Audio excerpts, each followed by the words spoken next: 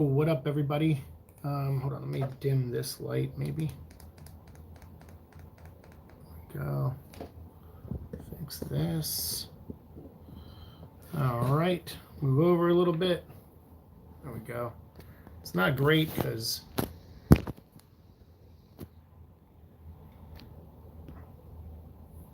this is too bright. God dang, I hate when my computers. What's up, everyone? Hey, what's up? IPV XD, what's up, dude? Or dudette. Let me bring this up so I can see the chat better on my end. Just came to say hi. Brendan, what's up, dude? Hello. All right, so I'm having some trouble seeing the video. Let me just get that going. And I see the comments now. Whatever.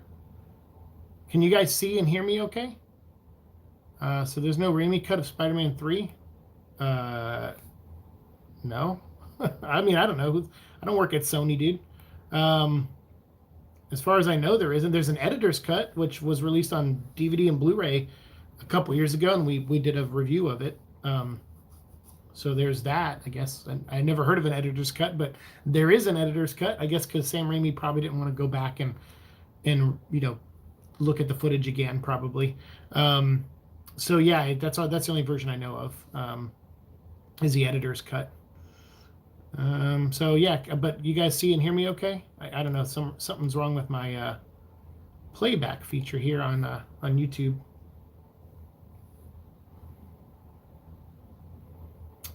What we're going to talk about today is, I'm just going to bitch about the new Craven movie. I'm not happy about this at all. Like, normally I'm very positive, as you guys, probably annoyingly so sometimes. You can see and hear me. Thank you, IPV. I appreciate it. I like your name, by the way. As you guys know, I try to keep things pretty positive on the show the best I can. But holy cow, man, this Craven news sucks. So like, I don't know. I'm gonna focus on that. So if you have justly questions, like I don't have any comments on that. Like, it didn't make the movie, so I don't know. I guess that's a bummer. I love Jon Stewart. He's my favorite Green Lantern next to Abin Sur. But hey, Zach lost that battle, I guess. So that kind of sucks for that actor, because he looked like he'd make a good Jon Stewart. But yeah, we're not here to talk about good actors who would have done good in their roles. We're here to talk about a not a good actor who's going to, I think, do a terrible job at this role. But that's just my opinion. So if you guys have different thoughts on Aaron Taylor Johnson playing Craven the Hunter, I'll be honest with you. When I got this news, I felt like I lost a fight. Like, I don't know. Like, I normally kind of tell people, me, like, I'm like, stay positive. Like, who cares? Things happen. It's out of your control as a fan. Like, set your expectations, blah, blah, blah.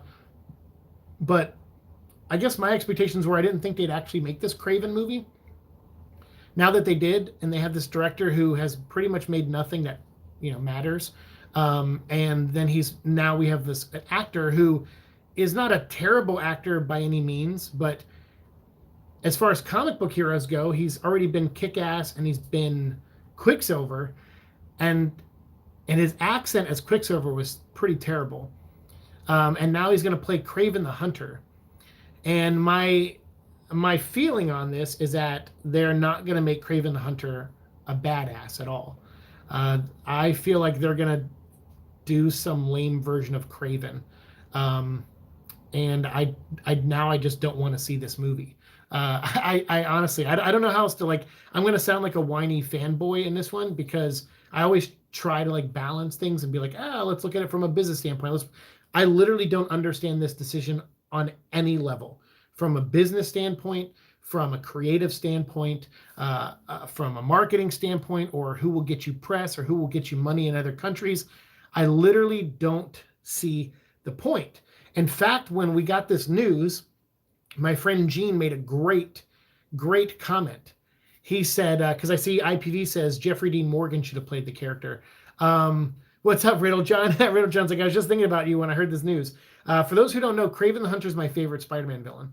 And we've been talking about, like, it's funny because since day one of Venom vlog, I think the first time I did a stream where I responded to people asked me, well, if Venom isn't your favorite Spider-Man villain, who is? And I'm like, Craven. It's always Craven the Hunter. The first comic book I ever read from Marvel was Craven's Last Hunt. When it came out originally, it was called oh God, it had a different name. Fearful Symmetry. It was called Fearful Symmetry when they released it in collected form. That was before the days of graphic novels, or around the time graphic novels started popping up. But it was pretty much Watchmen and like a couple other things were graphic novels. But so they collected it and they called it Fearful Symmetry. So I have here the hardcover, the anniversary edition of Fearful Symmetry, written by J.M. DeMatteis, who I was lucky enough to interview on the show. I'm a huge fan of the guy. I told him throughout the whole interview, I was annoying him probably about how much I love Craven and how I'm excited to see him maybe one day become a character in one of the movies.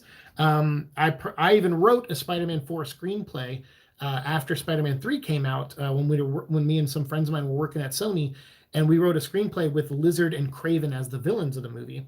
And we turned it in and sent it and registered it with the Writers Guild and all that stuff. So that's how much I like Craven. I even went out of my way to work on a screenplay for months and months and months for a potential Spider-Man 4 movie that obviously never got made, where we had, Craven in our story. I love this character that much. He's that villain for me for Spider-Man because he was my entry point into Spider-Man. And this is also the book that my mom said I couldn't read Spider-Man anymore because this book ends in a suicide, spoiler alert. And my mom was like, I can't believe this. I thought Spider-Man was like for kids. You can't read Spider-Man comics anymore, which is why this was the first and last Spider-Man comic I read until Maximum Carnage. And then when I got into that story, it was actually a little bit, it was around Maximum Carnage, I think. A little bit before maybe when the first appearance of Carnage and then into Maximum Carnage. But for years, I couldn't read Spider-Man. And then when I finally come back to Spider-Man, it's a story about a serial killer who gets an alien symbiote. So yeah, good timing for me and Spider-Man. But I love this character. So does that mean my opinion is more valid than other people's? No, not at all. It just means I'm a diehard fan of this character. And I agree with my friend Gene. He made a joke when we heard this news. He said, oh my God, we got to see if Carl Urban died. And I said, what? And he goes, because Carl Urban has to be dead for them to not cast him as Craven. And so we actually spent like 2 minutes looking for Carl, like jokingly, obviously, but we're like, yeah, no, it's like one Google search, like, no, it's not here. He's still alive. Sony's just being stupid. So Aaron Taylor Johnson is the actor, and I'll get to your comments here in a second. Let me just wrap this up. Is the actor playing Craven the Hunter, Sergei Kravinoff. Then we have the usual trio of producers, Avi Arad, Amy Pascal, and Matt Tolmach. Then we have Matt Holloway and Art Markham, who are the screenwriters of this. And when I went to look at their IMDb's, they have almost identical IMDb pages because these guys co-write everything together. And a lot of the things they write is shit. They wrote Iron Man 1, so I give them credit there. I don't know how much other people influenced that script, or if they just wrote that script and it was that good. That's great. But they also wrote Punisher Warzone, which isn't terrible, but it's not great either. I think it being over the top and shot the way it's shot is what makes that movie memorable. But the writing is pretty bad in that movie. But then they wrote Transformers The Last Night, which was a movie so bad that actually when I saw it, I don't know what I can say about it, because I've seen the movie. I saw the movie like 2 times before it even came out, and I gave feedback on the movie, and I pointed out things in that movie that were so bad that I'm like, how did 2 screenwriters, I think there was like 3 or 4 screenwriters on Last Night, but I'm like, how did more than one person working on this script not notice these things missing? Why do you need an audience to come in and give you feedback on these things? So that's how bad I feel these writers are. Then they wrote Men in Black International. They wrote the new Uncharted movie, which I hear is shit awful. They have an Untitled Transformers project they're working on. They're early in the script phases. Apparently, they're the ones who have been writing the Masters of the Universe He-Man remake that won't ever seem to get made. And then now Craven the Hunter. So these guys, to me, give me zero faith. They add nothing. I was already worried about Aaron Taylor Johnson. Now I have these 2 screenwriter hacks that aren't good at their jobs, in my opinion. Like, they got lucky with Iron Man, and then they've been riding that coattail all these years. Then you got the director. I hope Sony doesn't come out and say they care about diversity, because it's all like white writers and directors and leads in their movies. So hopefully they don't make any statements anytime soon about how much they care about diversity, because that'll just blow up in their face when it comes to this Sony Venom verse that they're trying to create, where they build to the Sinister Six. But this guy, he's directed a short film called Despacito. He directed Margin Call in 2011. 2013, a movie starring Robert Redford called All Is Lost. A Most Violent Year in 2014. I've heard of none of those movies. Doesn't mean they're not good. Just haven't heard of them. I like Robert Redford, so maybe I'll check that one out at some point. Triple Frontier, he directed and wrote, which starred Ben Affleck and Pedro Pascal. I haven't seen it. Saw the trailer and I thought it looked neat, but I never did watch it. So some of you guys ought to tell me if that's any good. And then now he's on a TV series called The Connection, and he's directing Craven in pre-production right now. None of those names I've mentioned, those four names, have given me any faith in this movie. And then you have the producers on, which they don't have a great track record either.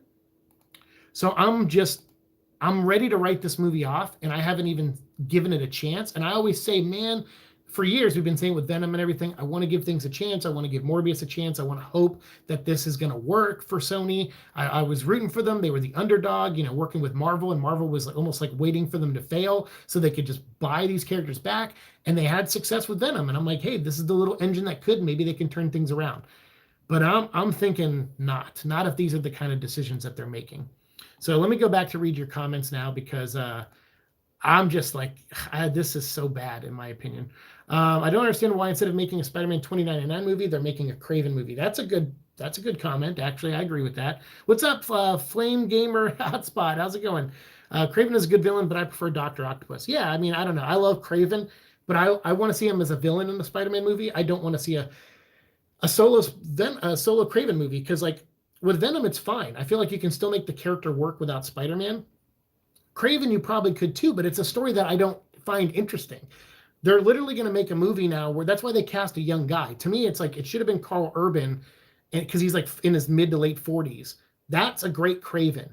They want to build a franchise off this. They want someone who will play Craven in this movie, but then also in a couple years play Craven in the Sinister Six movie. And then if they make a Craven sequel, they want to make, so they want someone younger. So they picked this guy, Aaron Taylor Johnson, who's 30 years old. And I just think it's a mistake. I don't think he's good at doing accents. I don't think he's good at looking tough or scary or intimidating. So I think what they're going to do is they're going to do such a departure on Craven that we're either going to do the reality TV show Craven from the early 2000s, where it was like one of his sons, and he went off and he was like a reality show star or whatever, and he's trying to prove himself. Like, no, I'm actually a good hunter. And he has a reality TV show where he's hunting things, but people call him a fraud. And it's like they're either going to do something silly and stupid like that, or they're going to try to make him look tough, and they're just not going to be able to, because it's Aaron Taylor Johnson. And I'm sorry, I know I sound really harsh on all this. This is not normally my thing. I'm not normally this negative on something, but for me, this is the nerve that eventually was going to get hit. Eventually, they were going to talk about making this movie and actually put it into pre-production. And I knew at that point I was eventually that nerve was going to get hit hard. And it did. And so when I got this news, like I said, I feel like I lost a fight, because this sucks. Like, this just sounds like garbage to me. And there's like a synopsis, like a one-word synopsis on IMDb for this, but I don't know if it's true or not. But it says Craven is a deadly agent or spy or something who's out there trying to prove that he's the world's best hunter. And I'm like, I'm already over it. Hey, Seek, how's it going? What's up, Drake? How's it going? What up, Superior Venom? The first comic I read was DC Kingdom Come. Oh, nice. Great book. That's a good entry point. Wow. It's like all the heroes at the end of their careers. That's great, though. Don't worry about the Instagram thing. I'm not mad. Okay, cool. Thanks. Maybe I forgot something. Okay. I'm sorry, whatever I did on Instagram. I really like Craven, Superior says, and Craven's Last Hunt was a great MC, and I put him on top 3 Spidey villains. Yeah, I love Craven. He's my number 1 Spidey villain. I want a Sinister Six movie after the Craven movie. Well, you're going to get one, probably. I don't know what could be the end goal for the Craven movie. The end goal is to set up the Sinister Six movie. And the Sinister Six are not going to be the comic book version of the Sinister Six. They're not going to do all of the original ones, probably. They're going to look at who they make. They're going to want to get there fast, right? So they're going to be like, all right, we already got Tom Holland, and we're ready to put him in a movie where he fights all these villains. So we have Venom, we have Carnage, we have Shriek, we have Morbius, we have the Vulture, and maybe Scorpion, or maybe now Craven, and then it's like boom, there's your. They're gonna figure that they're gonna work out 6 from those movies that I just read or said. That's where they're gonna figure out their 6 from, probably. But yeah, Craven's Last Hunt. I have the hardcover right here. I have the original solo issues. I have the soft cover of Fearful Symmetry. I think the second printing though, and I have this, which is a collection that features the first appearance of Craven, which was in the 1963 run of Spider-Man. So the original Amazing Spider-Man run. It was in issue 15. So I think that came out in either 64 or early 65. I can't remember. It also has the 6th issue Fearful Symmetry story, also known as Craven's Last Hunt. This also has the Marvel Team-Up issue in it, 128. Spider-Man Soul of the Hunter, which was a one-shot that took place after Craven's death. A What If issue, What If Craven Killed Spider-Man, number 17. Material from Sensational Spider-Man Annual number 6, which there was a backup story in there, I think written by J.M. DeMatteis, that features Craven, his ghost coming back to haunt Spider-Man for an issue. But it was really the chameleon, I think, in disguise. And then Amazing Spider-Man 634 to 637, there was a backup story in there that revolved around Kane in his early years of his career when he first met Spider-Man. And it was like a couple years later where he meets Kane, the Spider-Man clone, when he had the long hair and stuff. So it has that in here, and also pages from What the number 3. So yeah, I love this. This came out like 2 years ago. It's a great. I just wanted a deluxe size hardcover that has all these amazing, issues in it with all this great artwork for the Craven's Last Hunt. Like, I mean, just a great book, and it holds a special place in my heart, like I said, because it was the first and last Spider-Man comic I read when I was like 7 years old, and I never could read a Spider-Man comic again until I was like 11 or 12, whenever Carnage was created. So yeah, I love this character. So it's just a raw nerve for me. I know everyone's not going to feel this passionate about it, and I don't want to sound like too much like a whiny, bitchy nerd, but I am being one right now, and I'm just going to have to accept that. This news sounds like shit. I have no faith in any of the people that I see writing this movie, producing this movie, directing this movie, or starring in this movie so far. So for that reason, I'm just bummed out. I'm just so bummed. Who would be the antagonist of the Craven movie? Craven.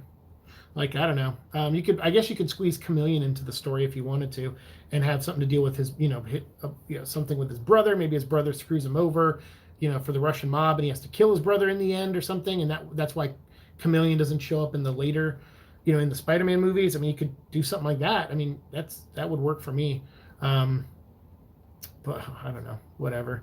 According to rumors, a Man-Wolf movie is also coming. I'd rather watch that than Craven, to be honest with you. At least this version of Craven, with the one they're making. It sounds terrible. Man-Wolf is awesome, though. I mean, it could be awesome. I don't know. It's a werewolf story, so... I mean, with visual effects nowadays, you could probably make that look cool. But Craven, you can almost tell a werewolf story with Craven. He's kind of like a Bane and a werewolf in a way.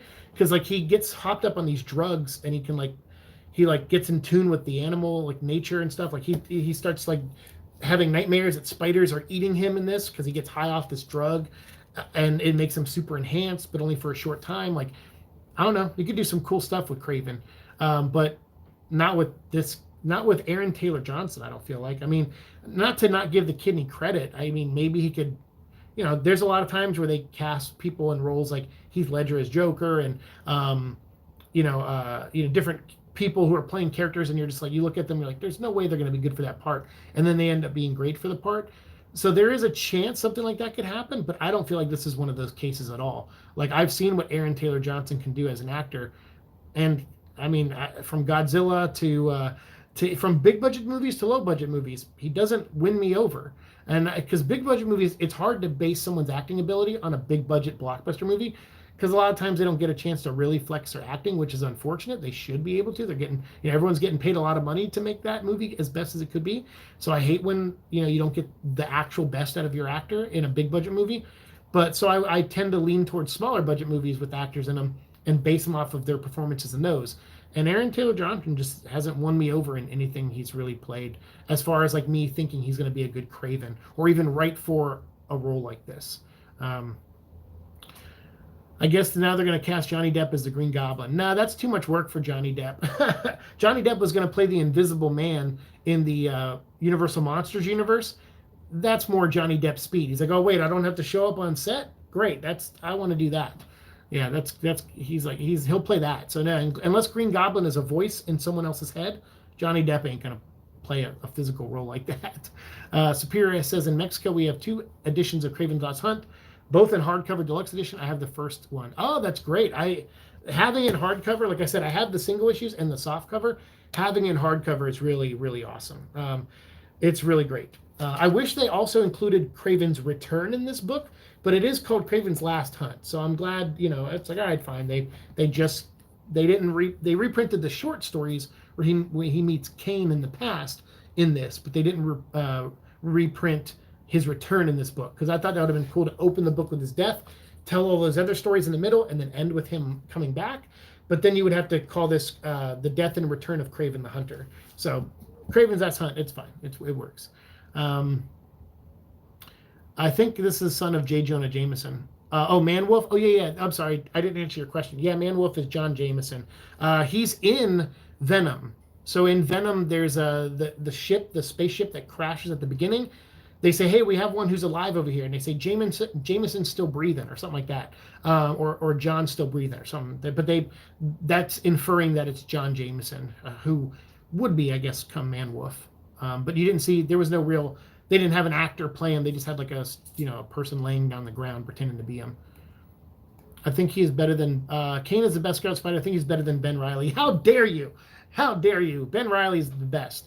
Until they brought him back. Then I've hated Ben Reilly since they brought him back.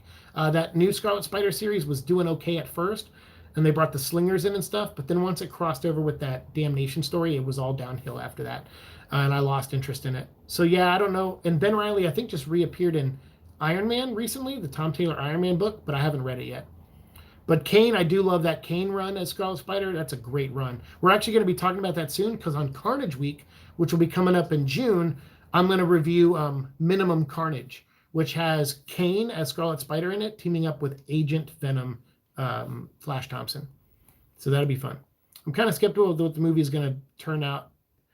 Hotspot says I'm kind of skeptical of what the movie is going to turn out already. Yeah, I have a less than 0% faith in this movie right now, and like I said, I hate to be that negative without seeing a frame of anything in motion, or seeing the costume, or seeing him with the the facial hair that he'll probably have to play Craven, or see him in the whatever costume they designed for him, like without seeing anything. I normally don't judge something this soon, but this just sounds so bad. It just sounds like all the wrong decisions, in my opinion. Because you start with Tom Hardy, who has a lot of like clout as like an actor and as someone that people just genuinely like. Then you go over to Jared Leto, who is like 50-50. He's pretty divisive. You have his hardcore fans out there for sure, and people who like him from his band as well. And then you have people who like him in some of his movie career too. But then you have a lot of weird stories out there about him, that he is part of a cult, and that he sends people dismembered rats or whatever the hell he did when he was playing Joker. And again, all that could just be fake rumor shit just to make him look edgy, that he's embracing the role, and he might not have done any of that. You never really can tell with that stuff. But either way, he divides people sometimes people aren't 100% on board with him. I think people were 100% on board with Tom Hardy, and even if they thought the movie looked silly, Venom, they still gave it a shot because of Tom Hardy. And even if they didn't like the movie, they still like Tom Hardy's performance in it, most people, and they'll probably still see the second one because of Tom Hardy. Jared Leto and Aaron Taylor Johnson do not have that quality. And you need people with that kind of quality to bring them to movies like Morbius and Craven. Because most people are going to go, who the fuck is Craven? and then their friends will tell them, oh, it's Spider-Man's villain. He actually buried Spider-Man alive once and almost killed him. And, kind of like how Bane beat, Batman once. And they'll talk him up like that. But most people are going to be like, oh, whatever. I have to see how the movie looks. And I don't know. We'll see what angle they go with. Eddie's mullet is already pushing my buttons. He asks, when's the Craven trailer? You bastard. You bastard. Thank you for clarifying my doubt. Oh, yeah, there you go. You're welcome, Superior says. Eddie says, Johnny Depp is too busy dealing with his ex-girlfriend in court Yeah, I don't know. I'm staying away from all that news. That just seems every time I started, like something will pop up, like recommend a video, like someone on YouTube trying to explain stuff. I'm like, I'm not going to listen to legal shit from some random asshole on YouTube who's just trying to get clicks off the topic. I saw one guy earlier. I was on my lunch break, and he was like talking about the deal that of Warner Media being sold partially to Discovery, and he was talking about it like he knew what the deal entailed. And I'm like, dude, the deal is like a year away from even going through. Like the government needs to approve it. They need to work out all the specifics of the deal. You may know some things, but he was sitting there like, yeah, you guys, you're in for some crazy stuff. Like, oh man, it's going to change everything. It's going to change DC. It's going to change CW. And I'm like, what the fuck is this guy talking about? Like, like he literally has like 1,000 subscribers. I'm like, you don't know shit. You're lying to everyone, and all these kids who come into your channel, and are absorbing it, and they're acting like they're like, oh, he knows this stuff, and he's hiding secrets from us, and they're telling their friends, and they're spreading it around, and then they're going to go regurgitate that in my comments and in other people's comments. Oh, well, I heard the deal's going to like really screw over DC and blah. It's like I hate it. I hate it sometimes. So yeah, when all that Johnny Depp stuff came up, I'm like, I'm not gonna go watch these hacks, like talk about this like they know all the legal shit. Like I'm like, I don't, whatever the final verdict is of all that, I'll read the headline and go, okay, whatever, and then I'll move on with my life. Talk about our good old pal Flash. I think we need a venomized gorilla figure. A venomized gorilla figure. Where was there a venomized gorilla? What issue was that? I can't remember. I mean, I'm all for that. I love gorillas. So, hey, Seek Andrew says, I have no idea what Craven could be about except Last Hunt adapted to him hunting Venom. But Craven is like, we would need a hell of a lot more care than is on display. Oh, yeah. Oh, why isn't it showing that? Who the fuck is Craven in a universe without Spider-Man? Well, that's the thing is like I said, Venom, I felt like you could work out a Venom story without Spider-Man, and I feel like I still stand by that statement because the movie still delivered on Eddie Brock getting screwed over by somebody and him wanting revenge on them, which was the Life Foundation, and then through them he got the suit. So they pretty much replaced Spider-Man with the Life Foundation and just made them the villains. Craven, you can tell a story with Craven without Spider-Man. I just don't think it's going to be a good one. Like with Venom, I felt like all the pieces were still there to tell the typical Venom story with just some differences. With Craven, I like I said, I feel like if I was going to do a Craven movie, I would have it to be where it's him and his brother Chameleon. That way you could have Chameleon in a movie, and then they're working and they're doing all these things, and then Chameleon ends up screwing over his brother, and Craven has to like put him down, and it's like a hard thing for him to do. I don't know, like, and that's just off the top of my head. That's not even a great idea. It's just the first thing that popped in my head when I think of Craven. I would like to see him hunt down Venom. I think I mentioned that years ago on the Venom vlog when they first mentioned the Craven movie was in development. I said, well, if you have him going to, New York or San Francisco to hunt Venom, that would be a great movie. But then you would basically have the movie would be called Craven versus Venom. And I don't think that's what they're doing here. But even if they were, I don't even think Tom Hardy being in a Craven movie would make me go see an Aaron Taylor Johnson Craven movie. If Viggo Mortensen was 10 years younger, he'd be perfect. You could still cast him as Chameleon. Point made Viggo would be perfect if he was a decade ago. He could pull it off. Andrew agrees. Yeah, I mean, I don't know. I think you could still have him in there as Chameleon now. Craven trailer coming in June. Yeah, right. What's up, Riddle John? Drake says, this is just me, but if Heath Ledger was still alive, he'd probably make a good Green Goblin. Who's with me? I mean, yeah, that's and Brandon Lee would have made a great Daredevil, but we don't live in those worlds where those amazing people are still around anymore, unfortunately. But I wish they were. I would love to see the movies those guys would have gone on to make. I definitely would have cast Brandon Lee as Daredevil. I think he would have been awesome. Angel Rose said, hey, Angel Rose, what is up? The Marvel Apes had a variant cover with a Venom ape on them on Amazing Spider-Man cover. Oh, yeah, okay. Yeah, well, that's like also DC had that once, where they had an issue of something sell really well because there was an ape on the cover, or at least that's what they thought that was the reason the book sold well. So for months they kept putting apes in their books to like try to boost sales.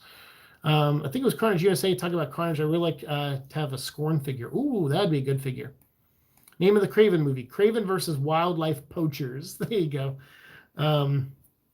Yeah, well, Craven is a wildlife poacher, isn't he? The Craven script we wrote a script for Spider-Man 4 I mentioned earlier in the episode, back when we worked at Sony in 2007, and that script opened with it was in the African, I don't know, the desert or whatever, like the plains, and you had a deer or something, lifting its head up, and it was like it heard something sneaking up on it, and then it cuts to the like a bush or something not too far away, and there's a lion like in there, lurking around, and then the lion comes around and sneaks up and jumps. I think it was on a llama or something, and it tackles it, or no, it's jumping to eat it. And then right before it lands on the llama or whatever animal it was, Craven jumps out of nowhere and tackles the lion, wrestles it to the ground. It scrapes him like twice, and he like knocks its hands away, punches the lion, and then grabs its mouth and cracks its jaw open and kills it, which I know would have pissed off animal rights people. Craven versus PETA, right? Exactly. The PETA people, whatever, with the animal rights.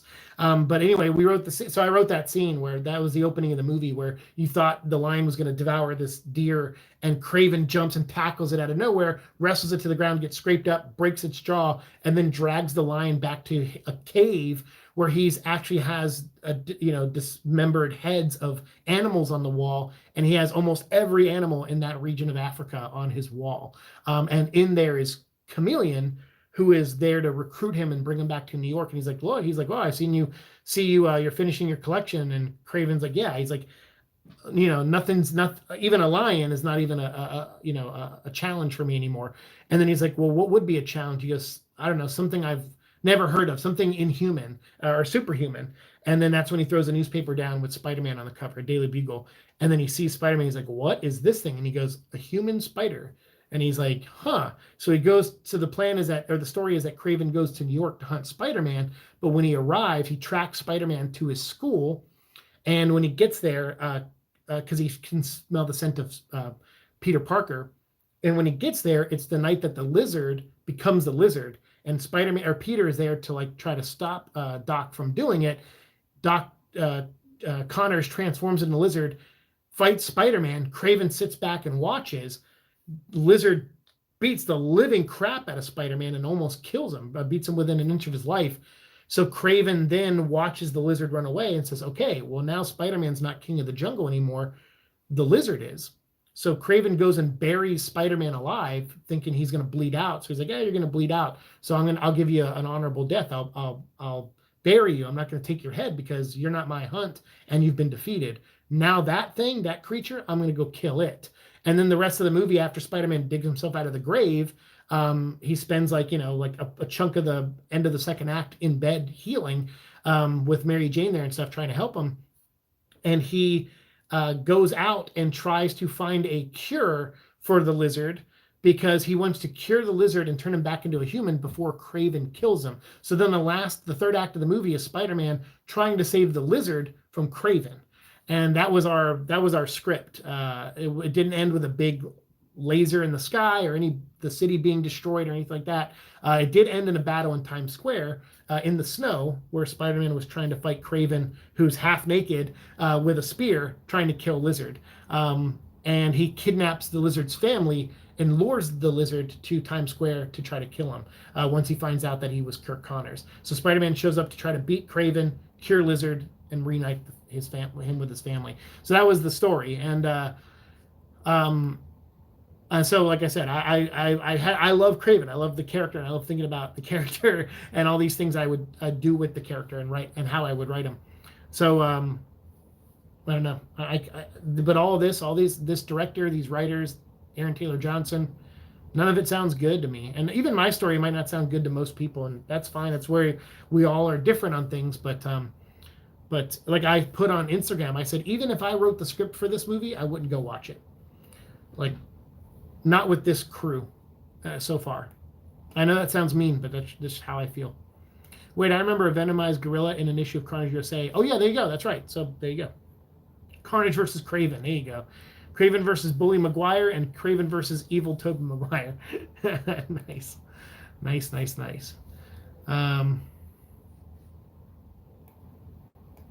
Andrew says, "See, I like your concept because it is more personal story and superheroes for other larger than lifeness. They are best used exploring the humanity of the people involved." That was luckily the other two guys that wrote that script with me, they all agreed. We were all in unison that we were not going to tell a story where it was the end of the world, because remember at that time the Spider-Man movies didn't do that either. The first Spider-Man movie by Sam Raimi ended with a personal fight between Spider-Man and Green Goblin in an already destroyed building, so they weren't adding to the damage of the city. The second movie, Doc Ock, he had a plan where his thing, if it would have blown up, it would have blown up all of New York. So that went really big. But the third movie, it was just Venom threatening to kill Mary Jane and Sandman helping him. So again, the stakes were personal. So to us, we wanted to keep that too. But then after that, superhero movies started getting, it's going to destroy the city, or the lizard needs to release a gas to like turn everyone into lizards. It's like, no, that's not what the lizard wants. That's not what the lizard wants at all. I mean, that is one story from the comic books, but for us, that's not what it was about. We looked at the lizard more of like Cronenberg's The Fly. So it was a guy who just wanted to grow his arm back so he could pick up his son again. And that's what he wanted. He was like, he just had this vision in his head of holding his son and hugging him throughout his life when he, goes to his first baseball game and wins, hits his first home run, when he graduates high school, when he gets his first car. Like, he just had these visions of like holding his son and being there for his son. And just something so little like holding your kid, he couldn't do like the way, with both arms, because he had the one. So he just we just had him as a man who wanted to just grow his arm back. So when he starts mutating into the lizard, that it's too far even for him. And as the movie progressed, his Connor side started slipping further back and the lizard side started coming out more, and the lizard just wanted to eat. We just made it like a mindless animal. In which video do you read your Spider-Man 4 script? Oh man, it's way back around issue like 100, around then. If you look in my playlists, it's definitely season 1, I think, of our Venom vlog. I'm pretty sure it's season 1. It might be episode 200, but start with around 100. You should see it around there somewhere. But we go through my script outline in there, because when I think that was like that was after, because we had to like register it with the Writers Guild and all this stuff, and it got since it didn't get made, it only stayed in the Writers Guild for 5 years. And then it was funny because the year after the Writers Guild, it wasn't in the Writers Guild anymore. A year later, they started pre-production on Amazing Spider-Man, and the Lizard's obviously a villain in that one. And there's definitely some things in that movie that is similar to our script, but that they didn't steal anything, obviously, because they just read the same comics we read to get our ideas. So it was like, so to me, I was never like upset when I saw Amazing Spider-Man. I'm like, well, it's the Lizard. There's only so many stories you can tell with the guy. But does it sell toys? I mean, I don't know. A Lizard toy and a Craven toy. There was a Craven toy and a Lizard toy when the Spider-Man 3 movie came out, because those characters were in the video game. So actually, there is Spider-Man 3 toys out there with Craven and Lizard in them. You can only put the world in danger so many times before people tune out and stop caring. And that was the thing. The Spider-Man movies didn't really do that too much. Just in Spider-Man 2 they did with Dr. Octopus. But outside of that, not really. It was kind of more personal. So, yeah. So I kind of get sick of the whole big, because fighting in Times Square with the Lizard and Craven, that's already going to be expensive. So to me, I'm like, well, yeah, like just do that. Like that's already going to be hard enough to pull off and do. I personally would love to see a movie in which Craven hunts Morbius. That could be a good thing. If they did that, if they had Morbius in the first, in his movie, and then that leads into, but again, that movie would essentially be Craven versus Morbius. So it sounds like this movie is just going to be the journey of Craven becoming Craven, which, I'll be honest with you, I don't fucking care. I don't care where ice cream come from. If I order ice cream, I want ice cream. If I want a Craven movie, I want a Craven movie. I don't want to see the story of how a 30-year-old punk becomes Craven the Hunter. I don't care. Want Lizard in the MCU? Well, yeah, maybe. I don't know. Sony owns them technically, but do we even know who the villains are in the next Spider-Man movie? I don't know. I want Big Wheel also. Thank you, Eddie's Mullet. I want Big Wheel also. Do you think that Hasbro is going to make a Marvel Legends Build-A-Figure for Venom Let There Be Carnage? I don't know if they'll build a Venom that way, but you might see a Carnage build a figure, maybe. I don't know. That would be my guess because we already got a Venom movie figure. So to me, I would think they'd probably make a Carnage one at some point. Speaking of personal moments, Sandman first forming in Spider-Man 3 was pitch perfect. I love that scene in Spider-Man 3. It's really good. Easily the best scene, heartbreaking, haunting. I love the music too. I am a sucker for those moments. I'm with you. Are you saying that payoff? Yeah, I like that moment a lot. Hotspot says, Craven hunting the lizard reminds me of Spider-Man 3 game. If you played it, you would know what I mean. I think I have played the Spider-Man 3 game.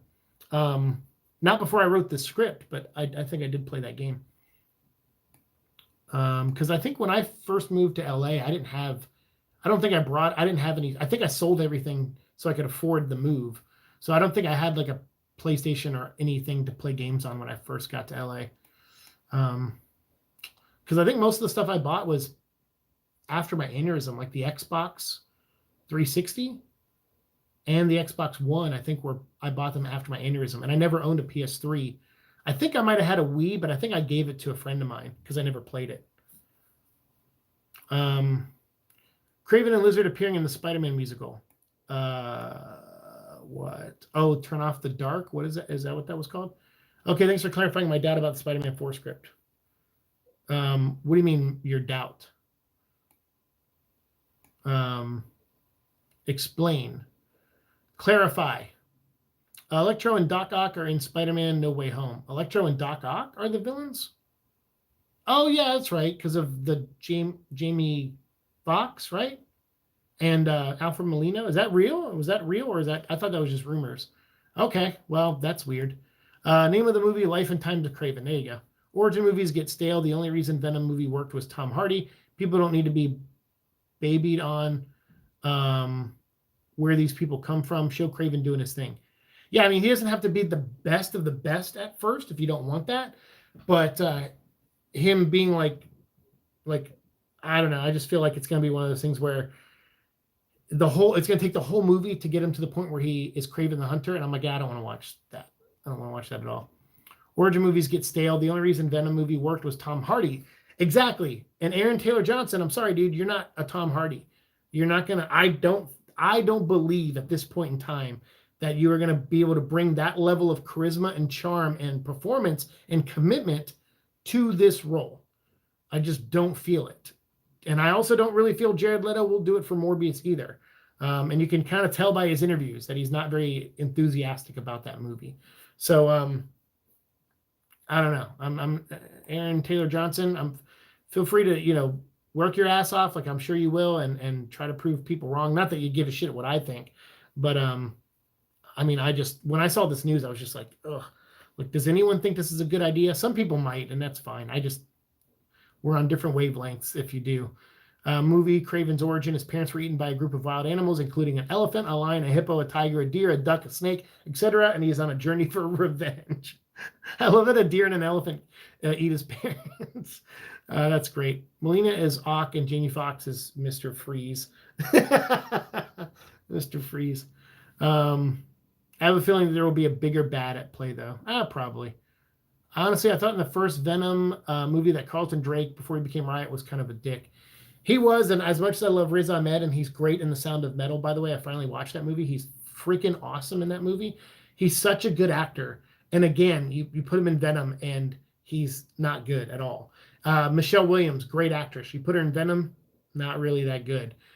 It's such a bummer. The guy who played Dan was pretty good, and Mrs. Chen is awesome. And the girl, Melora Walters, who played the homeless lady in her 1 or 2 scenes, she was good for what she did. And then obviously Jared Bankins, who, by the way, his movie's finally coming out. We all think we're special. Coming out June 4th on Amazon. I will definitely be reviewing that movie. I can't wait. And we'll talk more about that later. I can't talk about it right now. Honestly, I thought, show Craven doing stuff in Africa and make it about Craven interacting there. Cheap shooting locations can make it how Africa is in the world, make it about man just being Craven.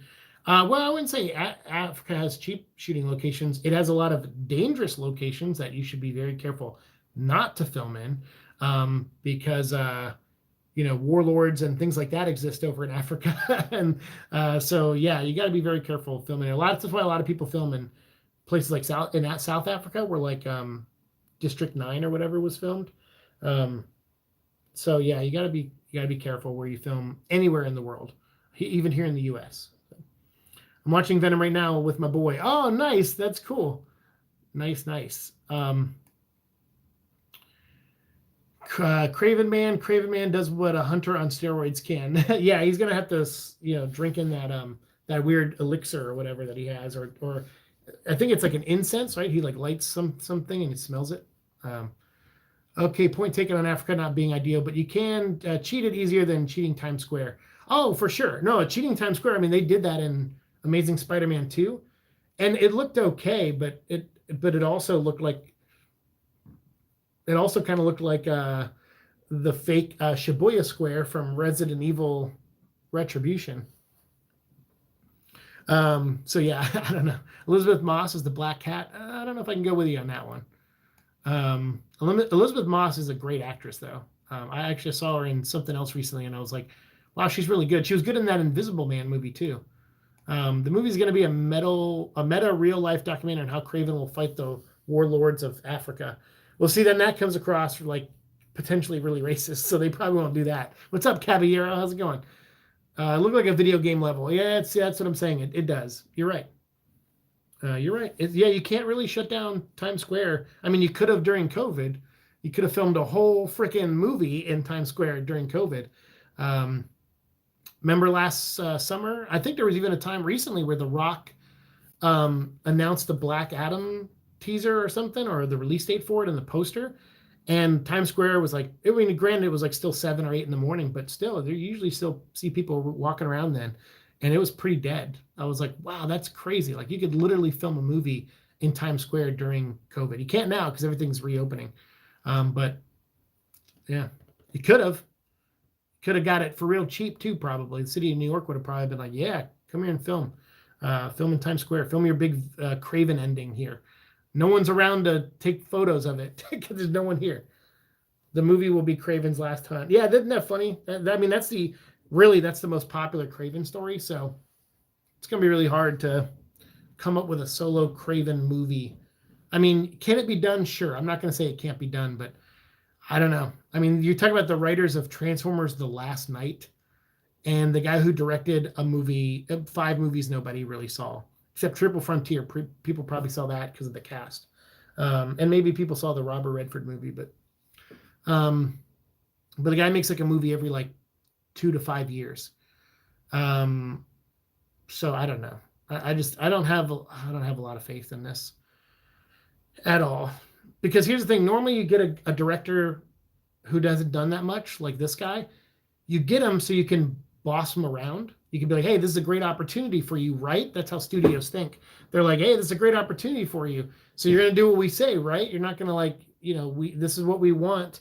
This is how we're going to interject. We're going to, you're not going to get final cut approval. You're not going to get that worked into your script. You're going to work for cheaper than most other directors. But you're going to work hard. Like, I know you're going to work hard because you want to prove yourself. And that's the thing I believe will happen. All these people on this movie will work hard to prove themselves to themselves, not because they care about what others think, but they'll be like, no, this is a part of a shared universe that could lead to Venom and Sinister Six. Like, I want to be a part of this. They're going to look at this as an opportunity, and it is an opportunity, and you can do good with this if you work hard at it. But the reason they picked a director that won't fight back, the reason they picked these writers who are hacks, and the reason they picked Aaron Taylor Johnson, who isn't really doing a ton, is because they want to boss them around and say, hey, this is what we want you to do in our movie. And when you have people like Avi Arad and Matt Tolmach and Amy Pascal as the ones who are doing the bullying, I don't know, it just doesn't give me a ton of hope. Craven will be the host like Bear Grylls that's bitten by a radioactive hunter. It's bitten by a radioactive hunter? That's amazing. The too long to read is faith is low. Yeah, well, if you're into too long don't read stuff, then you're on the wrong channel, because I over explain and talk everything. So so if you're here for snippets, we don't do snippets here. My DC reviews, they're snippets. Most of those episodes have been under 10 minutes so far, and I plan to keep it that way. Most of my single or double comic reviews I plan to keep under 5 minutes. So if you want snippets without spoilers and just right to the point, you can get that in my DC stuff. But Venom vlog, we over talk and over analyze everything. So we don't do too long, don't read here. Have a good night, Hotspot. As much fun as Craven vs. Warlords would be, agree that the optics would come across as mighty Whitey saves Africa from itself. Exactly right. So that's how it would come across. Even though he's like Russian, that's already going to be a fun, interesting obstacle to see them come around on. Because like I said, there is that Craven that didn't really have a Russian accent, who was like a reality TV show star. So there's a chance they might do that version of Craven, which would suck because that book sucked. It was called Get Craven, and it sucked. And it wasn't really Craven. It was like his son. But that's what TDLR means. Yeah, I think it's too long, don't read, something like that, or didn't read, too long, didn't read. Also, so sorry for not being in chat for the past. The right eye has been kind of not good, so screen minimization. Oh, your eye? Oh, I'm sorry, man. Hopefully everything heals up, man. I appreciate it. Thank you guys for the 8 thumbs up and the people that are still here. We're going to wrap this up soon. I mean, I only wanted this to be an hour long. I haven't done a live stream in a while, and I don't have StreamYards right now. I couldn't afford to pay for it this month or HBO Max or a couple other things. Because I did buy myself a couple things on my birthday and I had to pay bills and obviously the hospital stuff. My friend Jonathan helped out with that, by the way. So big shout out to my friend Jonathan, who was really awesome. He was so nice. He offered to buy me, like I was trying to sell some comics on, like, I was just like, hey, does anyone want these comics? I might sell them before I take them to like a comic shop or go to eBay and try to sell them. And he was like, hey, I'll buy those 2 comics. And I'm like, for how much? He's like, I said, hey, yeah, if you want it, I'll give you a good deal, like these 3 comics or whatever for $20. Or no, he wanted a Wolverine comic. And I was like, yeah, that I paid like $30 for it. It's worth a little bit more than that now. I'll sell it to you for 20 if you think that's fair. Or, I was willing to work with him. But he said, yeah, $20, that sounds fair. And then he ended up giving me more than $20. And then he told me to keep the comic book. He's like, dude, I didn't do it for the comic book. I don't care about comic books. He goes, I just did it because it sounds like you need help. And I said, I do for this bill. Like, I'm looking for things to sell so I can get this, the surgery and stuff. And he was like, okay. He's like, well, then I'll donate. And it was really awesome of him. So because of that, I was able to like get all that stuff lined up, to get the procedure going, and then also have food and everything for when I got back and I was on rest, and make a first payment on everything. So it was really awesome. And now I just pay the bare minimum. Like, I'll just do like $15 or $20 a month. But everything got piled up. So I was like, yeah, okay, I couldn't do many live streams anyway. So you didn't really miss out too much, Andrew. But you have a good night too, man. Hope you feel better, man. I hope your eye feels better. I do. I'm very lucky. Honestly, I know I have good friends and I try not to accept things that generous from them. But that week I was in a bad spot and I was getting stressed because my surgery was, a few days away and stuff. And man, he was awesome. So yeah, big shout out to Jonathan. And then obviously Riddle John in the chat has, done stuff like that for me. And my friend Ashley has done that stuff for that. It's one of those things where you're like, people they're like, hey, we're here to help you if you get in a bind. But I don't like to pull that string. I'm like, hey, that's cool. Let's wait for a really bad situation. But I did get into one. And it was like a bad timing because I was like, dang it, I just got this thing on Amazon, but I was ready to return it. I'm like, I'm going to return this. And then, people were like, dude, keep it. Like, just keep it. I'll help you out this time. And I'm like, are you sure? Because I have no problem sending this back and buying it later when I have the money. And they're like, don't worry about it. So yeah, I got really lucky. And that's the thing is you just try paying it forward. So I do. So like, and next time I get a bonus from work and I have some extra money, I'll try to help out my friend Gene, who's in a tougher spot than I am. And I'll try to, I do. So you're right. That's all you can really do is go, okay, how can I help someone who's in need? And I do what I can when I can. When I lived in LA and I had connections to comic book stuff, it was a little bit easier because sometimes people were like, hey, I need help, trying to break in here or meet this person. And if I could do it, I would help them. And I just hoped like, man, I hope that karma comes back on me one day. And then it does. And I'm like, okay, well, that's great that it came back, but now I gotta keep the karma. I don't like it tilting in my favor. I want to keep it, out and helping other people. So I appreciate that, John. You're awesome. Just found this channel, love the vids. Hey, Bob, what's up? Thanks. Bob Go No. I love your name. Well, I'm glad. I don't know what brought you here or what how you ended up finding us, but thanks for hanging out, man. We appreciate it. And shit, the 10 likes and 10 people, thank you. That's pretty awesome. That's a 100% ratio there. That's great. I'm glad you found us, Bob. I like your name. Go No. So anyway, that's my thoughts on Craven. So yeah, Craven's Last Hunt. It's a great book. If you haven't read it, you can pick it up and trade as this hardcover. You could probably, if you look on eBay, you could probably find the original Fearful Symmetry trade paperbacks, or the original issues, which were Amazing Spider-Man 293 and 294, Web of Spider-Man 31, 32, and Peter Parker Spectacular Spider-Man 131 and 132. Really great book. My first time ever reading a Spider-Man comic.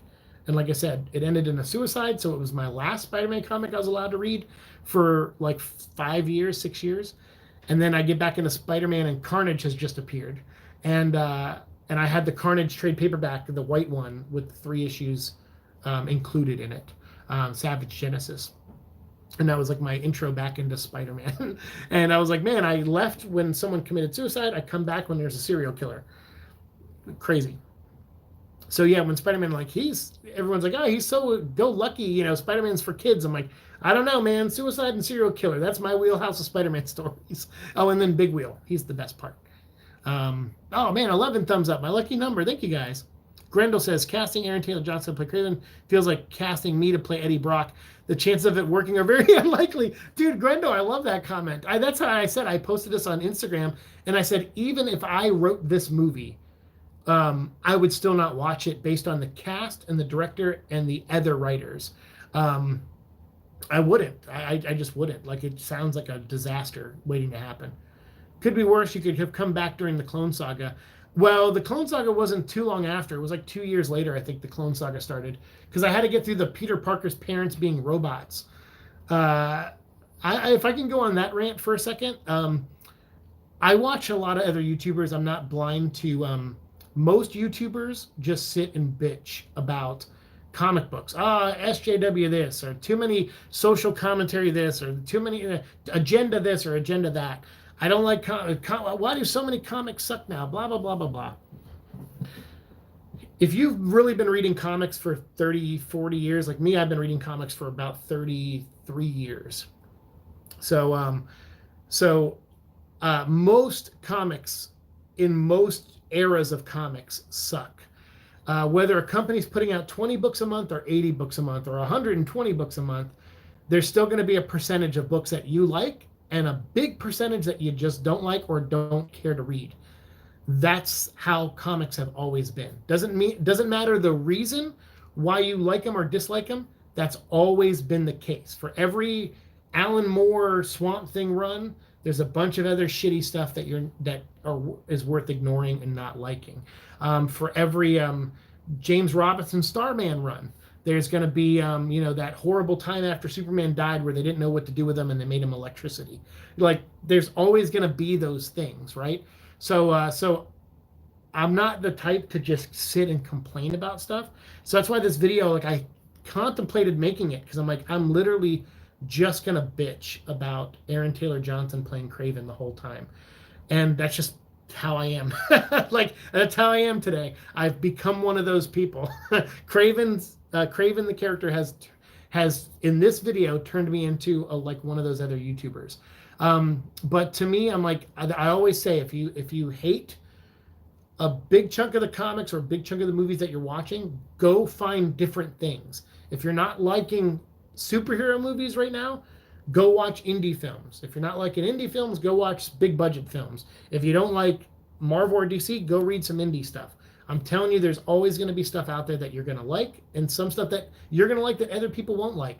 Don't let their opinions sway you. If you genuinely like something, just fucking like it, and that's all that matters, and you'll be fine.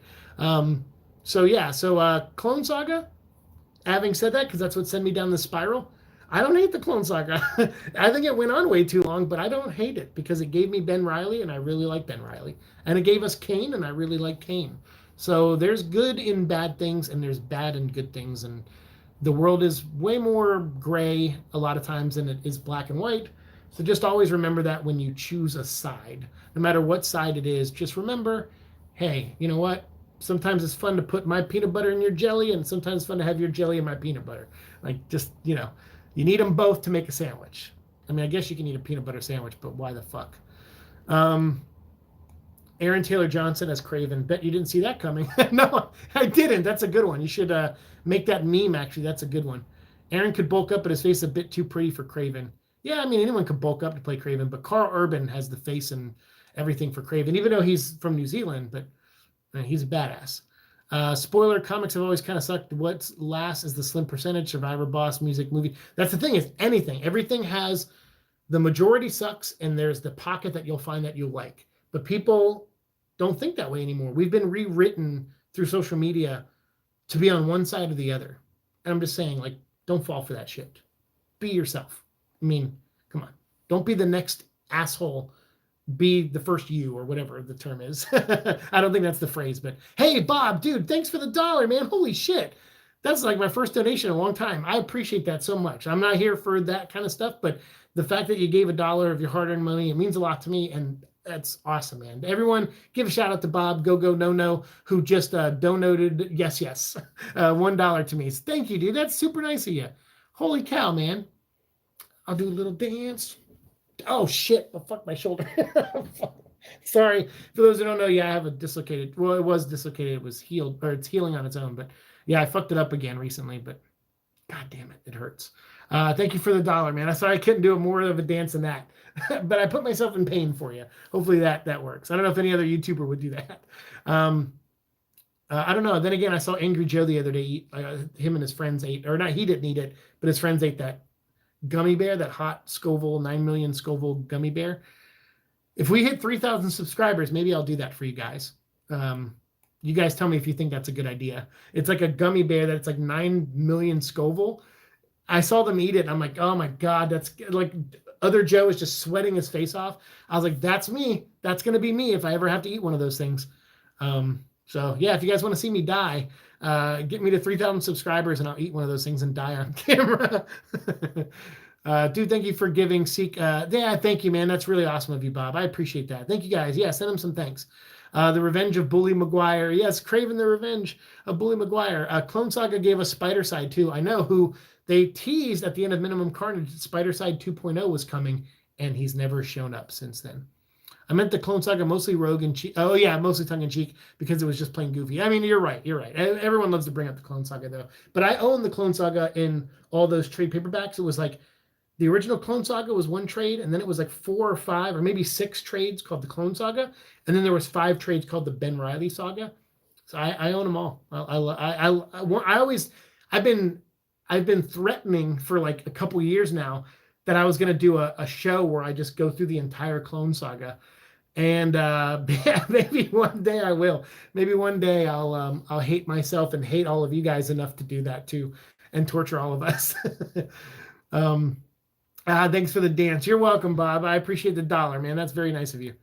Do not torture your head with gummy bears. Okay, fair enough. No, that's a horrible idea. You guys are really nice to me. I feel like other people would be like, yeah, you pussy, eat the hot thing for 3,000 subscribers. Yeah, we gotta up that. Maybe 5 or 10,000 subscribers. We'll do it. Yeah, 3,000 is probably too low to do it. 3,000, we'll figure out something else. I think for 2,000, what did I do? I made Venom and Carnage tater tots, right? Where I like covered them in Alfredo. One of them, the Venom one, was covered in Alfredo. The Carnage one was just baked in hot sauce. Like all the tater tots were just baked in hot sauce. And then there was a third one I made with something else. And remember, I had to eat the whole thing. I made a video on it. I had to eat all of it. It was like 3 portions of tater tots.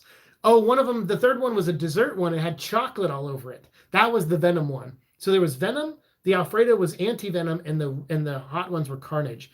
And I shoveled that shit down, and I got so sick. I remember making that video, and it took me like 2 days to edit it because I was sick. I had a stomach ache for 2 days. It was bad. It was really bad. That was a bad combination of all that stuff. My coworker went to the hospital because of the gummy bear. Pretty sure it's called Lil Nitro. Okay, fair enough. Hospital trips, I'm out. We're not doing that for 3,000. Oh my God, yes, I'll help you film it. Fuck you, Little John. Riddle John. I called you Little John, like we're Robin Hood. No, we already decided it's a bad. I've had 3 votes say that's a bad idea. We're not doing it for 3,000. We'll do it for like 5 or 10,000 subscribers. Dude, those tater tots sound awesome. They were awesome, but I got really sick. I would say if you make them, make 1 per day. Don't make them all at once, because mixing like chocolate covered tater tots with Alfredo covered tater tots and like whatever Scoville that was. I didn't do really high, but I did pretty high Scoville, I think, for the tater tots. Not super high, like you can buy it at a convenience store high, but so not too bad. But I doused it. I doused those tater tots in it while baking them, and then afterwards I poured more on. I poured more on. I'm the moron, but I poured more stuff on, and it made me so sick. Holy shit. Yeah, they looked gross, didn't they? They really did. Holy shit, stonks. Dude, $20. Thank you so much, man. Holy cow. That is super nice of you. Dude, it's a pure Venom, man. Dang, man. Thank you so much. You and Bob, like, that's super generous. That's awesome. Thank you, man. I don't know what to say to that. Like, that's a lot. I mean, $20 is a lot of money to me. Like, that's amazing, man. I appreciate it. Thank you. Like, thank you. I don't know. I guess I'll dance again. I'm going to just use one arm for the dance, and I'm just going to do the amoeba. And it still jiggles. It still hurts. But the amoeba is the dance I came up with, where you just move and shake, and you change shape like an amoeba. And you just can look as stupid and goofy as you want. You just got to jiggle around. Just jiggle.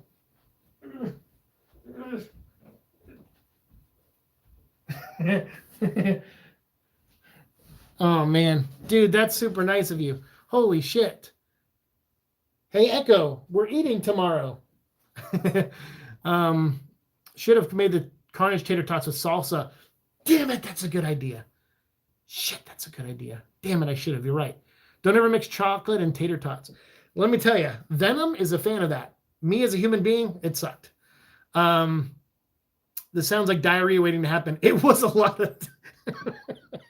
I don't want to gross anyone out, but yeah, if you the aftermath of that video I made was definitely diarrhea.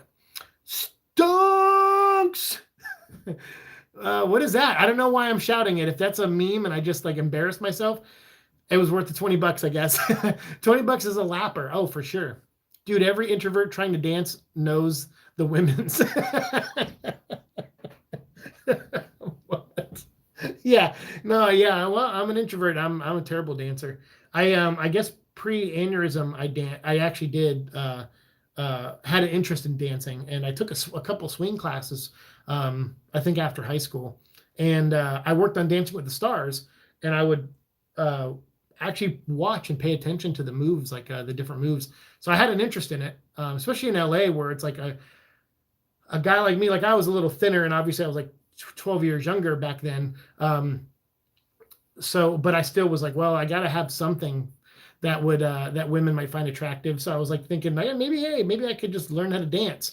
And then post aneurysm, I haven't once even. I think I just made up the amoeba dance, and I think that's the only dance I've done for the past 11 years. Pole dance stream. Bob. Oh yeah, dude. You want me to pole dance for 3,000 subscribers? How much do poles cost? I guess I could go somewhere. I guess I could like go to a dance studio and rent it for a day.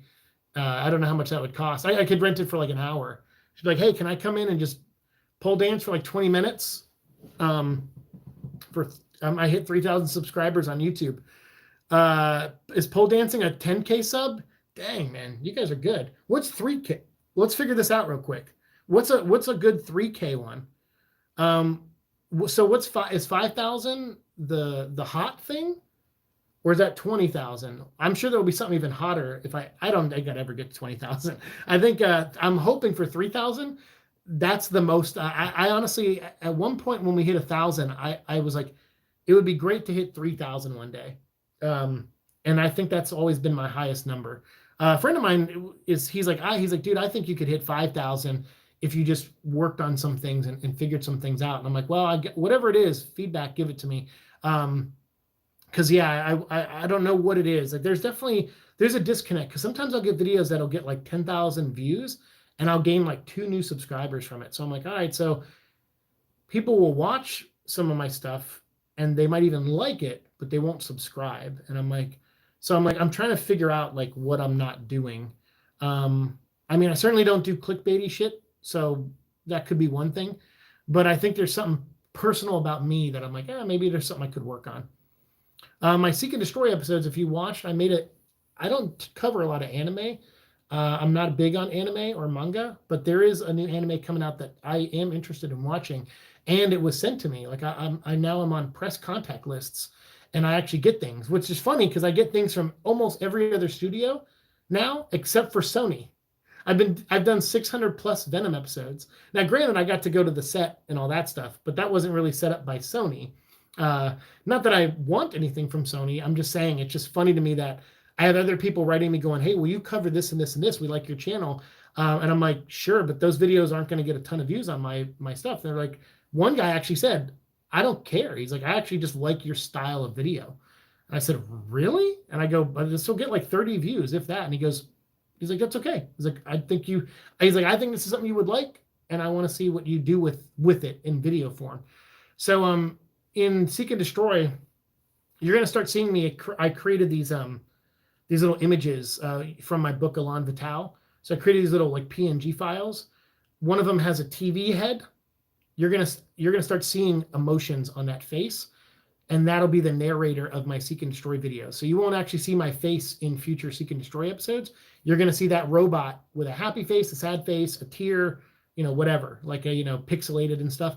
So I'm gonna start working on those this week and next week, and that's gonna be Seek and Destroy. Venom vlog will still be me, and the DC stuff will sometimes be me, but usually it won't be me. It'll be shot, in the style that I've been doing them in, where I'm doing like rack focus shots or like panning shots and, showing shots of the pages of the comic turning and stuff like that. I enjoy making those, and they're easier for me to make because I have this light and this light in my face. Especially after my surgery, I am super sensitive to light and sound. And the more louder I get, the more I'm I'm standing in front of these lights, it hurts, it wears on me. So I'm trying to get to a point where, with my health being the way it is, to cut back on sitting here with a light in my face. So that will only happen on Venom vlogs, and then every once in a while on the DC stuff. But the DC stuff, I think, is going to be the future of some of my content, because I actually get a lot of info from DC or Warner Brothers Home Entertainment.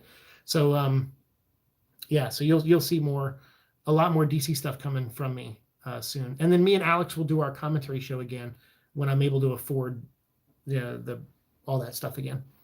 Pole dancing stream, Seek's OnlyFans. Oh my goodness. Oh, well, that's going to be horrifying. I'm sure people would sign up for curiosity and to take those photos and ruin my life with them and get me fired and canceled, and to make their enemies vomit, because that's really the only thing good that my naked body could provide, is to make people you hate, you show them that naked picture of me, and they perform seppuku on themselves. Hey, thanks for the 15 thumbs up. Holy shit. And the donations, man, I appreciate all you guys. It's so awesome. God, I needed the laugh. Pole dance stream is 10K subs. Okay. I would put salsa tots at 3K. Okay, nice twisty reward. Okay, so do the salsa tots. So we'll put the hot sauce on them and put the salsa on them. I like this idea. All right, so salsa tots for 3K with Carnage wings. That's what we'll do. Because I've done the wing challenge before, but the sauces we used weren't that hot, and I still couldn't breathe. So we'll find something really hot, and we'll make wings and salsa tots. So I'll put the hot sauce on the wings, and we'll have the salsa on the tots. And we'll do a Carnage, all-you-can-eat Carnage buffet of those items for 3,000. That's a good idea. 3K is a day in the life you stream your whole day. So there's a lot of issues with that. Following me for a whole day, you guys will see a side of me that I hide from you guys, that I hide from people in my everyday life. I force myself to stand up straight and walk straight and look people in the eyes. I force myself to do all those things when I'm at work, because it's looking people in the eyes is professional in sales, in my opinion, because you want that connection. You want to help them find what they're looking for. You're not there just to sell them things for the sake of selling things, but you want them to find the right toy they're looking for, or the right jacket they need for their riding on their motorcycle that fits their needs, the right helmet that they think looks cool and that they want. Like, it's about that connection, and you need that personal connection. So I have to get over my health bullshit to look people in the eyes, to shake their hands because I don't like being touched. I have a thing with that. So there's all those things. So like, you would see more of that if you filmed me for a whole day. And those are not what I want here on this channel. This channel isn't to, I know I mention my health stuff at times, but it is not to garner pity or anything like that from people. I just want people to know what I'm going through, or what the reason is I haven't posted videos in a while. I'm just like, hey, I haven't been feeling well. It's, again, not to get you to feel bad for me. It's so you understand why I haven't posted any videos. That's literally it. My only thing here is I want to post fun videos or discussions. I don't want to bring that side of me into it. So I would say I would be down to film parts of my day, but not the whole day, because I can't keep this up all day. I have to take breaks. When I come home from work, I have to deflate and be my Quasimodo looking self, where I'm hunched and things hurt and my shoulder hurts and I'm struggling to breathe, and I need that time to do that and be like that, so that I can go back to, okay, back straight, look them in the eyes, look into the camera when you're talking, like, because this is it's easy to look into a camera. There's no connection with people. I always love that when I see YouTubers go, I'm here to apologize, so I'm going to look you guys right in the eye and tell you how I really feel. I'm like, it's not hard to look down the lens of a camera, fuckface. Like, that's not hard to do at all. There's no personal thing here. Like, I know I'm talking to you guys, but there's no, like, when I look into people's eyes, there's an energy. It's intense, and it's hard. It's really hard. So that is different than looking into a camera. So when people sit there and go like, oh, I'm you can tell I'm being serious and being truthful because I'm looking you in the eye. It's like, no, you're fucking not. You're looking into a camera. Stop lying. Why you always lying? Carnage Wings honestly sounds like stomach destroyers. That's fine. I mean, hey, the one thing that still works in my body is my stomach. My heart is like 50-50. I guess it's more like 35-65. 35 bad, 65 good.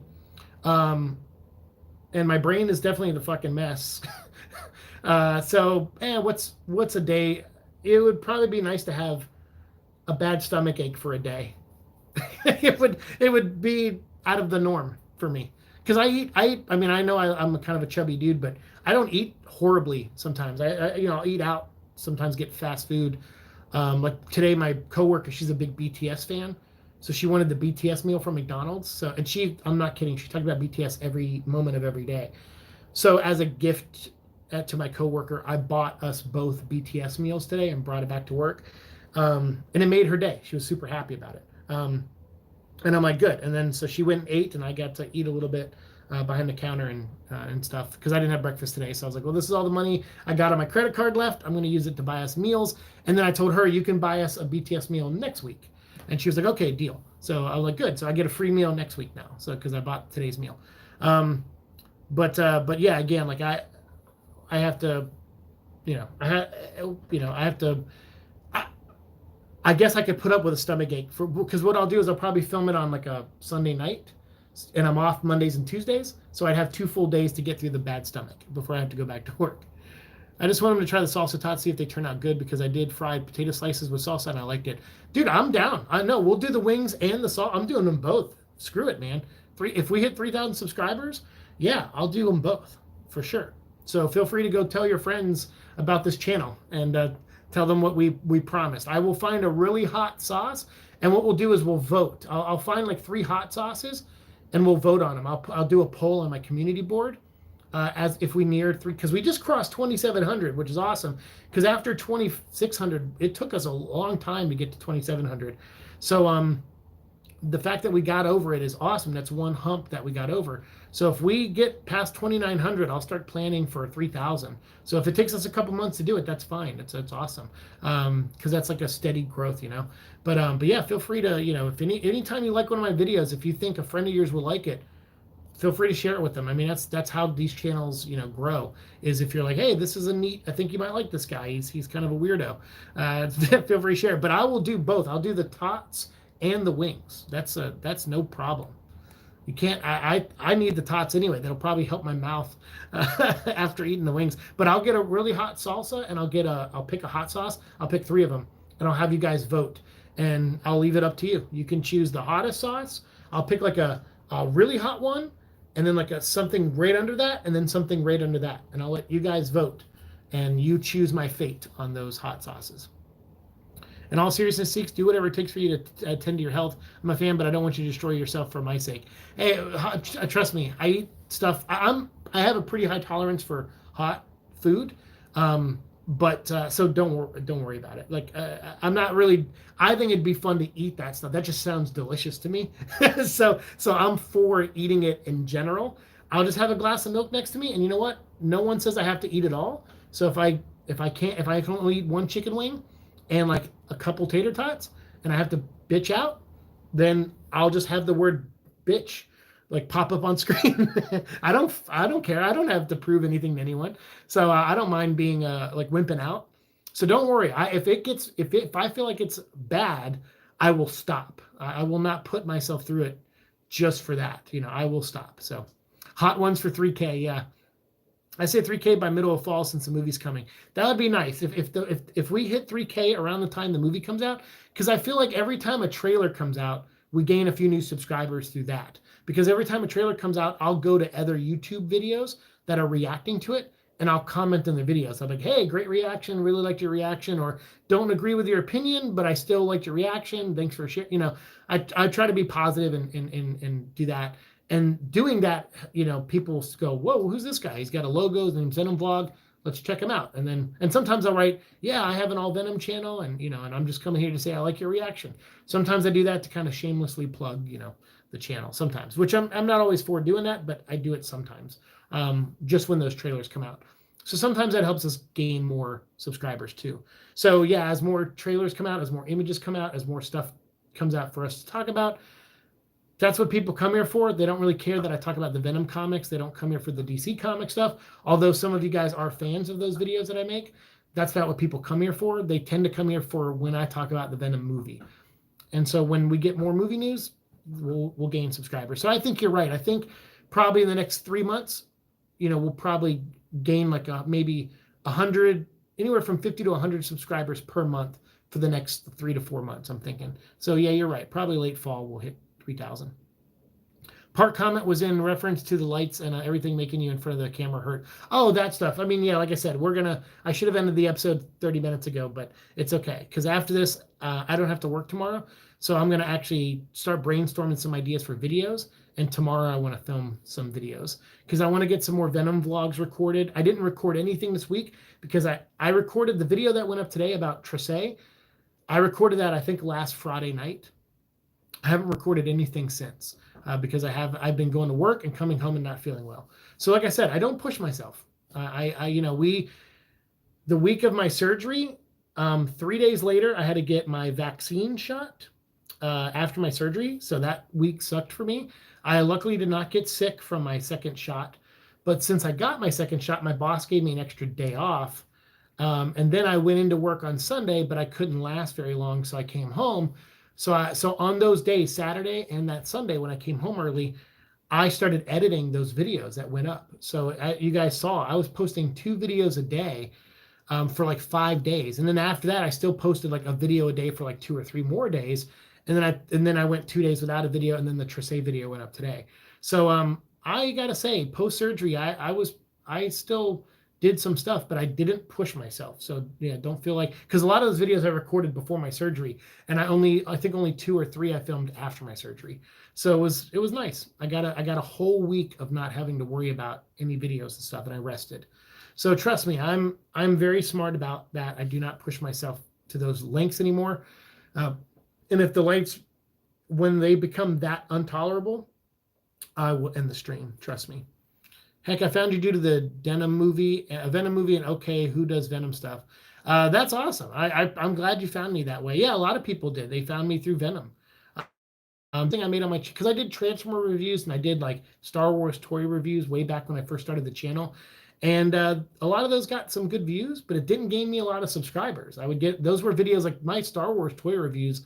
I was the first person on YouTube to review the Rebels toys when they came out because I bought them, luckily, just randomly went into a Toys R Us in California. They put them out a month early and they let me buy, I bought the whole series. I was like, hey, this is from the guys who made Clone Wars. I want to buy all of these. It could be a cool show.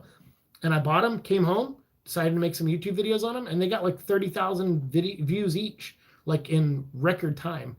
And but I only got like 100 subscribers. After all those videos went up, only 100 people subscribed.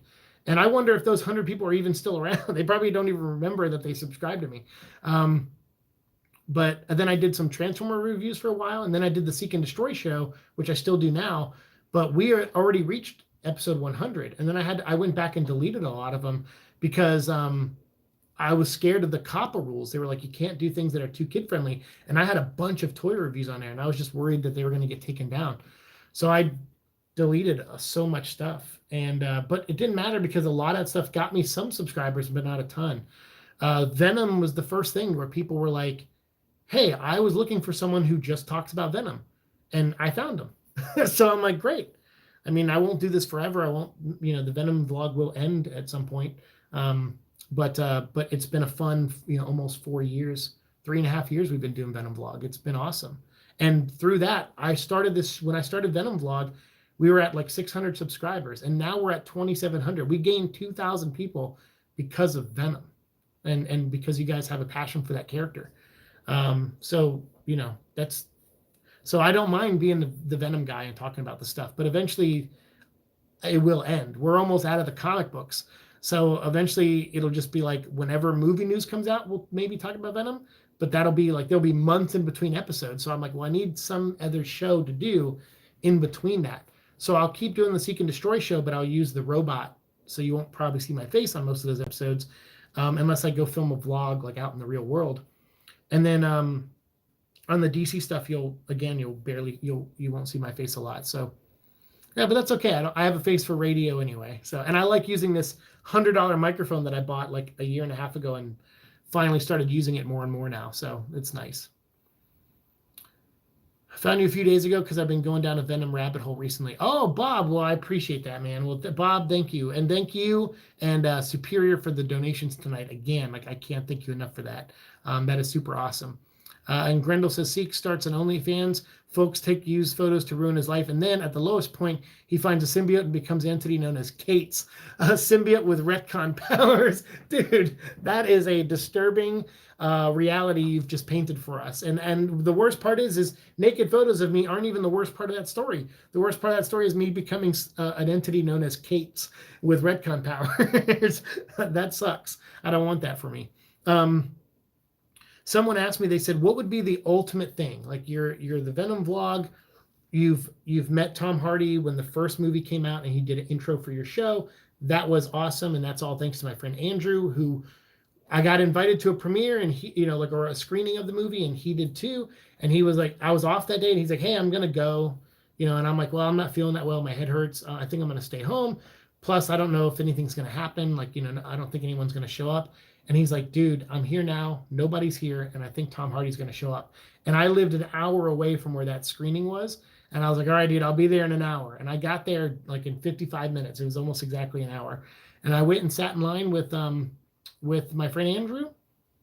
And Tom Hardy showed up. And I was like, oh my God. And I got a photo with him. He did the intro. And then last February, we got to go to the set of the movie and see the set. Which was awesome. So those to me are two of the best things that could have happened for me. Like as a fan of this and getting into this character through Tom Hardy and stuff, like nothing was cooler than those two things. And then meeting Todd McFarlane, one of the co-creators of Venom, that is also just super cool to me. So like those three milestones, and then meeting all of you guys, like all this stuff, like I just couldn't have dreamt it happening. So I would say the only thing left would be like to write something that had Venom in it, like write a one-issue comic or a mini series or do a coffee table book about the two movies. Like I would really love to do something like that. But it's funny because I actually have writing credentials. I've written pilots for TV shows. I've edited for comics for years. Like I've done all these things. You would think just those would be enough credentials to maybe get in and get a miniseries from Marvel. But I don't think editors at Marvel like me, because usually when I complain about comics, I complain about the editors. But that's because I used to be an editor and I know what editors should do. And I know what current editors don't do a lot of times. And so I think I just probably rub people the wrong way, which is fine. And I probably, when I say things, I could be wrong about my assessment of their careers and their jobs and what they do. And that could make them hate me more. So, I obviously could be wrong about anything. But I would love, nothing would thrill me more than to put my money where my mouth is and prove that I could write a good Venom comic book. I don't want to write it for 10 years or 5 years or 2 years or 1 year even. I would just love to write a miniseries or a one-shot, like an annual or a miniseries. Like that's it. That would be the last plateau of awesomeness. But even if I never hit that, it's all good because look at all the cool things we've done. So to me, that's it. That's it. But I'm glad you went down the Venom rabbit hole because, and my channel is a good place for it because we have playlists of each season, and each season of our show has 150 episodes. But if you just want the comic book lore, we have a whole playlist for that, and there's over 200 episodes in that right now, and it's all in order. In order, all the Venom stories we've talked about. So we still got to finish a few more Carnage stories, and we got Venom 200 coming up, and a few more tie-ins of King in Black that we got to cover from Cam Frazier. And then we also have the years that Peter Parker was in the black costume. We're going to finish all that stuff before Venom Let There Be Carnage releases in the theaters. So over the next 3 months, we're going to fly through all that stuff and cover more movie news. So by the time Venom 2 comes out, you will have the entire 616 Marvel continuity history of Venom and Carnage all through there. In fact, we missed one Carnage story, I think. I might have mentioned it, but I got to go back and reread it. In the first Clone Saga story, Carnage does show up, and Peter Parker and Ben Reilly have to team up to fight him. I think I mentioned that in an episode, so I'm going to have to go back and rewatch those episodes and see if I mentioned it. I think I did, because I think it only happens in like 3 pages. So I was like, I don't need to make a video on this. I think I covered it in another video, but I'm going to go back and make sure I covered it. And if I didn't, we have one more Carnage story to talk about, but even if it's only a few pages. But yeah, we'll have all of that and the Ultimate Universe and Spider-Gwen. I'm going to be doing that coming up soon with Gwenom in that costume and Gwenom versus Carnage. So you're going to see a couple of alternate universe versions of Venom as well pop up. And so we'll have covered pretty much his whole entire history by the time this movie comes out. Honestly, I would love them getting you to write the Symbiote Invasion Planet of Symbiotes movie script. I don't know if I could do the movie, to be honest with you. I'm not a name. I feel like if someone found out I was writing the movie, like people would just go like, oh, who the hell's this? Like kind of the way I feel about the people writing the Craven movie. I will say this, I'd be a lot cheaper probably to get than those guys. And I think I would do a 10 times better job than those guys. But yeah, I wrote a pilot for a TV show. We're still waiting to see if it gets picked up. It's being pitched around. I pitched a couple of reality show ideas that I had, and another scripted show I pitched before I left LA. But when COVID hit, I'm too low in the totem pole, so it affected pretty much all of those jobs. Sadly, I have my book Neverland that I'm still working on that I'm gonna try to get out to you guys. To the Kickstarter backers first this summer, and then later to you guys. So I want them to have it for a little while before everyone else gets it. So Riddle John's gonna film me whenever I go to the printers to start beginning that process. But I think I'm gonna print books 1, 2, and 3 all together and give that to the Kickstarter backers, and then later we'll break it into 3 books and sell them separately as 3 books. So I think that's what I'm going to do. So Little John, we got a little while. I'm going to try to finish this 3rd book, which we're about halfway done with. I'm going to try to finish it all at once so that I can, but I'm going to probably send the PDFs out at some point soon for the first 2 books. But I just want to finalize a couple more things. So I have writing credit. I have writing stuff coming out, and it'd be great if Neverland sold well and it got out there and it did well, but I won't be selling them probably till end of this year or early next year because I want all the backers to get it first, because they've been waiting long enough for it. So yeah, so I would love though for that to dovetail into a chance to write a Venom one shot. I think with all the comics we've covered and all the opinions I have about stuff and the me showing off my writing abilities, we even did a Seek and Destroy episode recently where I wrote a short film, which we're going to film later this year, and we're going to enter it into the Sundance Film Festival. My friends who are going to film it, they believe that it can win. They think I think it's one of the best things I've ever written. I don't really write short stories that much, but this one, since I've been diagnosed with early onset dementia, that's starting to creep up. That's what this story is about. It's about where I might be 10 years from now with full-on dementia, and I think a lot of people who read it, it really struck a nerve with them. In fact, one of the guys who wants to film it, his dad had dementia, and when he read it, he made him cry. He was like, he had to get up. He read it right in front of me, on screen, like we were on a Zoom call, and he got up and walked away and went and cried.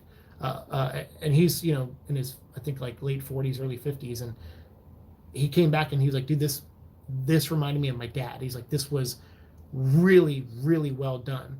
And he goes, it made me tear up, but it's a real emotional thing. And I think once that gets filmed and out there, I think people will see like, oh shit, this guy actually does have some talent. Like, he's not just like a shit talker. And again, just because I can write stuff doesn't mean my opinions on anything is more valid. It's still my opinions. Like, so I see people have that all the time. They'll try to come at me with that, like, oh, you think because you've written some stuff and published some things that means your opinion matters more than mine? I'm like, no, it doesn't. Opinions they mean the same thing. To me, it's a scale, and my opinion and your opinion are exactly the same. So I don't think that at all. I just sometimes when people challenge me and say, hey, I don't agree with your opinion, here's why, I feel like sometimes people come at me with weak arguments. So I will argue back to reiterate my point.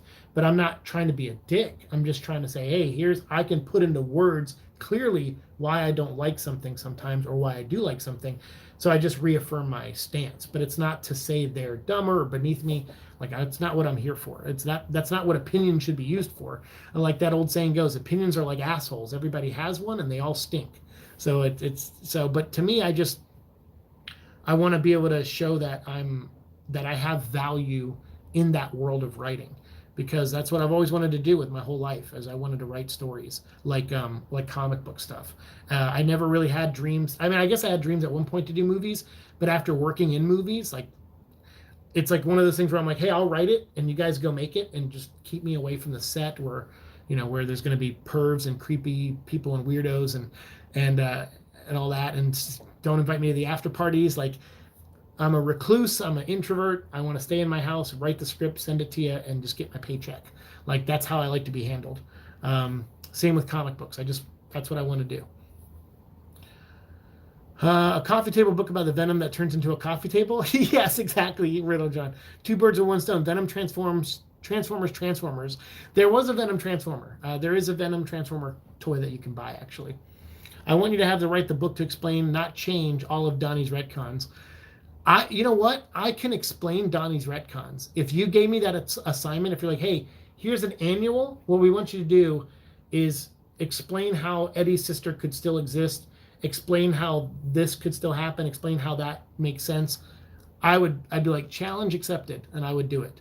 But I don't think Donnie would like that, and I would feel like the editor that's on Venom right now, Devin Lewis, I think he's going to stay editor on Venom. So whoever the new writer is, I imagine Devin will probably still be the editor of it if he doesn't get a promotion. So I don't think he's going to be knocking on my door anytime soon. But hey, the offer's out there, Marvel. If you ever want an 8-page backup story about Venom or Prowler, although you got it, Jeffrey Thorne did a great job with the last Prowler, so hire Jeffrey Thorne for that. But if you want a backstory for Venom, like a backup story about him, or you want an annual done, that would be great. I think that would be good press a little bit. Not that I'm a big YouTuber, but it would be neat. Like, that'd be something you could advertise. Like, the host of the Venom vlog, makes his Marvel debut writing, Venom the Venom annual, or whatever, like or this Venom miniseries, like 3-issue mini. That's what I would do, is a 3-issue miniseries, because I would harken it back to the '90s stuff where they did like Venom the Mace and all that stuff. So yeah, I would fight for a 3-issue miniseries. But who would buy it? I don't know. I mean, Venom's so hot right now. I feel like the name would help sell it, and people wouldn't be buying the book for me, but hopefully they'd be buying it for Venom. Venom he's on top of the world right now, and he sells. So now would be a good time to take a risk on a someone like me who's not a well-known. But again, I mean, if they don't do it, they don't do it. It's fine. Venom vlog explains thing. Yeah. I mean, I could do it, but I feel like that would be a boring story anyway. I would want to do something that was really good and emotional, took you on a journey with Eddie Brock, and the symbiote. It would definitely be about their relationship, and there'd probably be a little bit of comedy in there, but I would really like to face real life things like, like the stuff they've been through together, addiction, suicide attempt. Like, I would love to do a book for like a charity for Marvel. Like, I don't know if they do stuff like that, but like if they did a book where it was a Venom one shot and it tackled the subject of suicide, and they gave the proceeds to like a charity, because if you look in my description of my videos, it has links to that kind of stuff, like of groups out there that are suicide prevention groups. I am a suicide attempt. I attempted suicide once about 5 years ago in 2016, when I was at a really low point in my life, and I was tired of the pain in my head, and I was tired of the surgeries, and I got to a really bad spot, and I failed at that too. It was a bad time. So like for me, I don't know. Like I would like to. Ever since then, I've been putting those in my description box of my YouTube channel. So for me, I would love to do a story that tackles a real world situation like that and have Venom wedged in there. It's neat because I would not consider Eddie Brock a responsible character.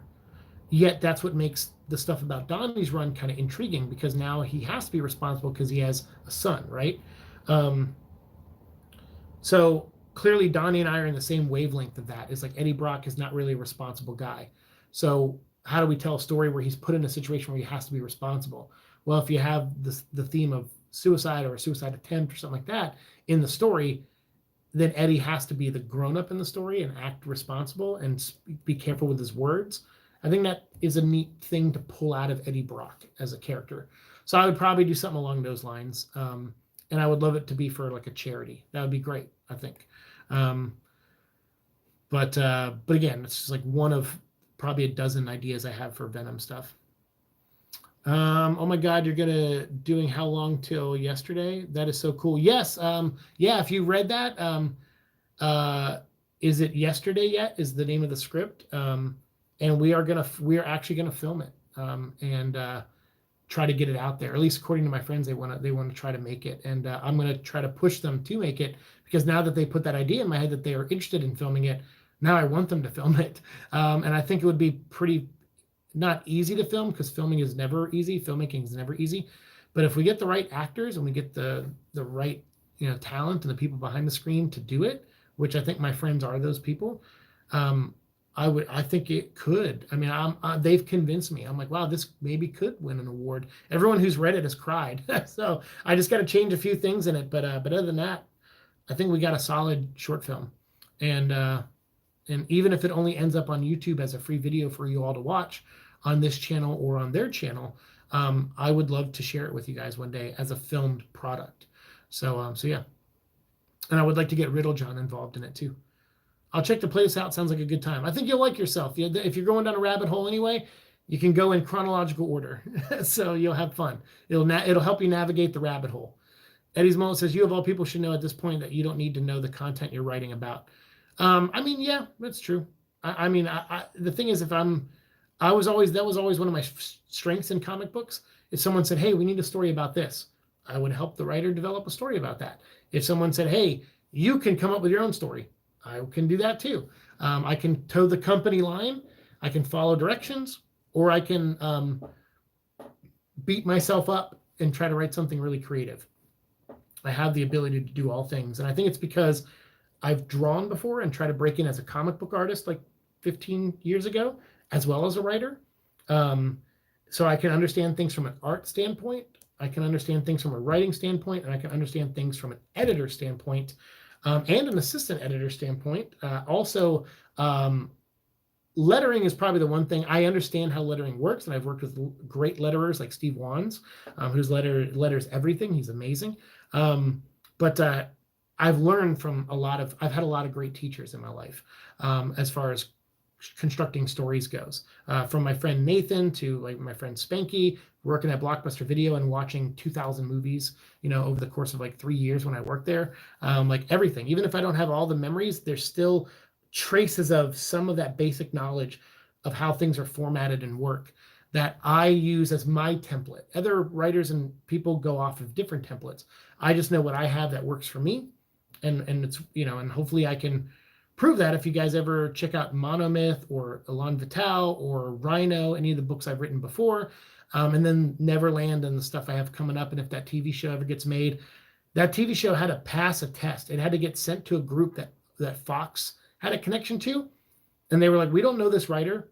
He's not really done anything, but we understand he's your guy and he co-created the show with you. So we'll give him a chance, but we're going to give him over to a script doctor, and his script has to score an 8, 9, or 10. And if it scores that, then we will read it. And so I sent my script in and it scored a 9.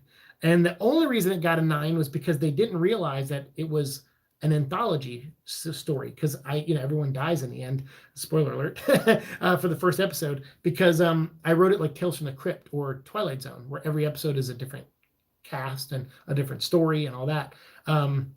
Because that was the idea that was presented to me. They had the idea, they gave it to me, and this was the script I wrote. So I turned it in, it got a 9, and they said, well, it would have got a 10 if we figured out that it was an anthology, like episode 1 of an anthology. And I'm like, well, I made it pretty clear, like like there's an intro and an outro. And they were like, yeah, we just didn't, we didn't get it. But so I would have got a 10 out of 10. How crazy is that? But they gave me a 9, so I'll take the 9, because nothing's ever perfect. But I wrote that script in the span of like a month, and I worked really hard on it, and I was blown away that was the reaction, and it boosted my confidence, and it made me get right back to work on Neverland, and it made me stop doubting myself on all these things. Because here's the thing is, you think I'm hard on Donny Cates and all these other writers, you should see me edit my own stuff. I am a prick. I am like, oh, this sucks, you're a hack. Like, I go through my stuff with a red pen, and I am like just shredding my stuff. I'm like, this stuff sucks. What are you doing? That doesn't even make sense. The character, this is her arc. What are you doing with Tiger Lily? Why does she do this in this scene? It doesn't make any sense. I'm really hard on myself. But I think because I'm hard on myself, even though it takes me longer to get stuff out there, unless I'm told, like, get it done right now, I'll do the best I can. But if I have time to work on things, sometimes I give myself too much time, like Neverland. But I think in the end, I hope people read it and go, this was worth the wait. Holy shit, this is good.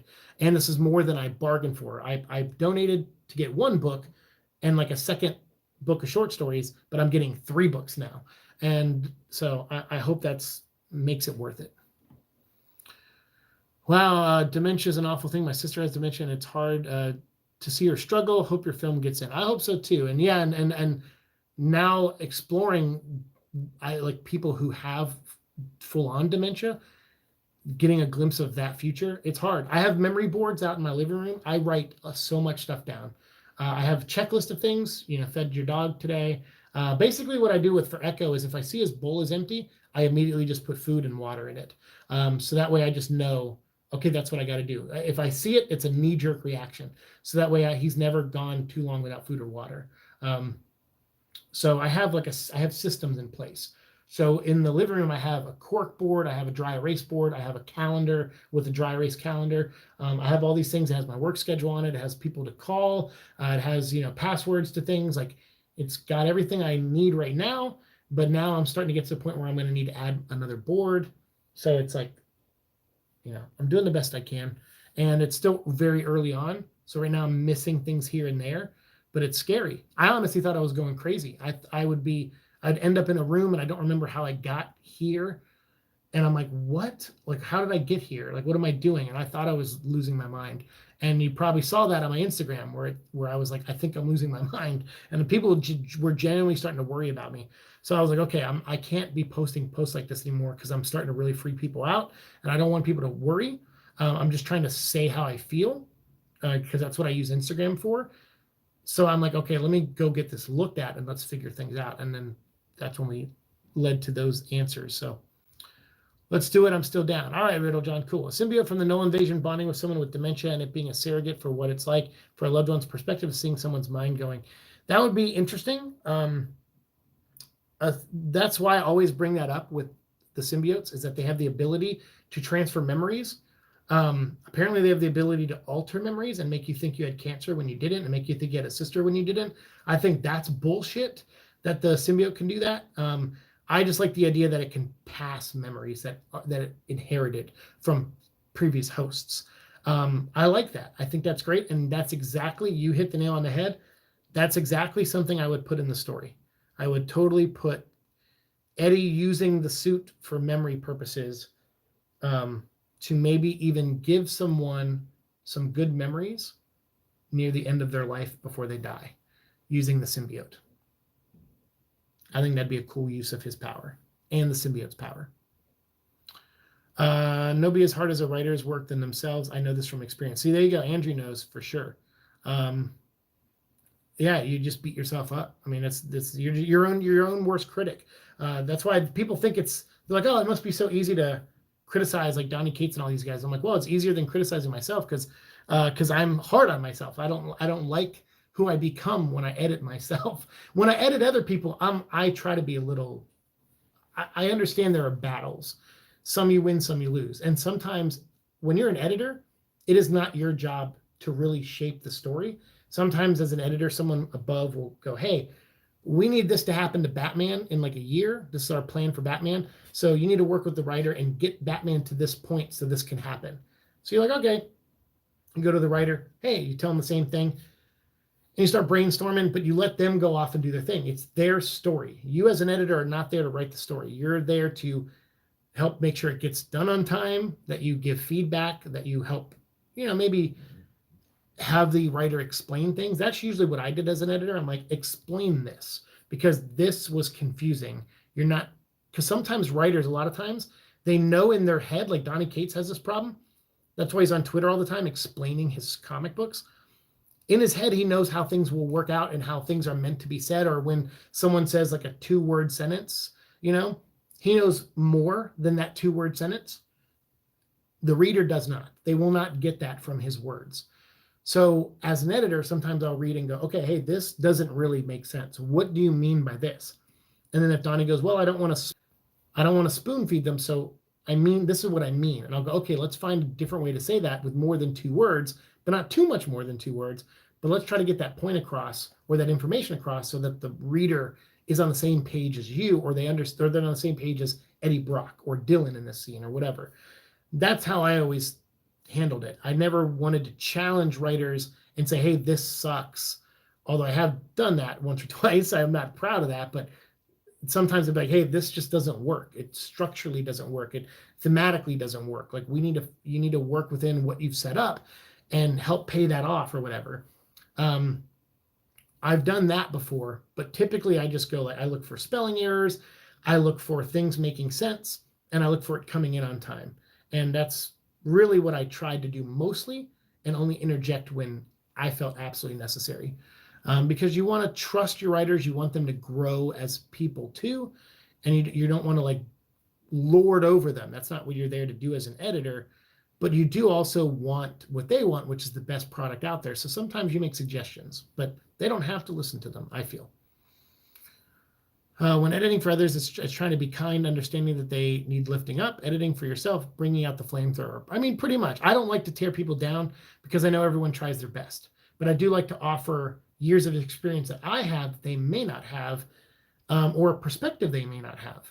I think that's fun. I think that's really fun. Sometimes when you work with a writer who's a different gender than you or a different race than you, it's kind of neat because you're like, hey, well, I have a different perspective than you, and you have a different perspective than I do. So that's why I'm going to trust your judgment on these things in the story that I'm like, oh, that works. I like that. It works. And it's something I never would have thought of because I don't see the world the way you see the world.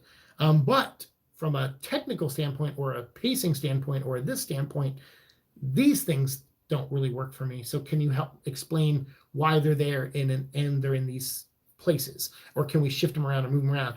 So that's always fun. I always like growing as a creative person and as a human being. And I feel like you can't do that if you just want things done your way all the time. But having said that, Craven Hunter, Last Hunt, great book. Craven the movie, pile of shit probably.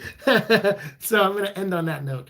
Thank you guys so much for watching the show and being here, for the donations from Bob and Superior. I appreciate you guys so much, and I appreciate all of you just coming out, hanging in, and like Riddle John and John, my friend Jonathan and Ashley, and people who helped me out this past month. Now I'm just focusing on trying to get a couple more things sold so I can pay rent in a couple days, and get all that stuff taken care of. So but one bridge at a time, right? So thank you guys. I do mean that from the bottom of my heart. Bob, I'm so glad you found us. Hopefully you enjoy the other content I make on here, but if not, I'll definitely try to provide more Venom vlog stuff for you very soon. And everyone else, thank you so much. I will see you all in the future. Peace. And now for the long goodbye. Bye.